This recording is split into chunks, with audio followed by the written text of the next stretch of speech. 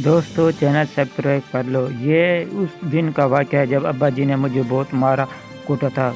हुआ कुछ यूँ था कि अब्बा जी ने मुझे बिजली का बिल जमा करवाने के भेजा और मैंने उन पैसों से लॉटरी का टिकट खरीद लिया। गाड़ी इनाम में रखी गई थी। जब घर पहुंच के अब्बू जी को सूरत हाल बताया तो अब्बू तो बहुत मार पड़ी। लेकिन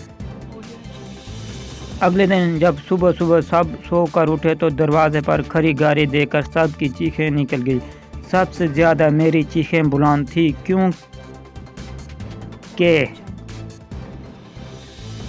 गाड़ी वापडा वालों की थी जो मीटर काटने आए थे। नतीजे अब्बा जी ने दोबारा मुझे कूटा।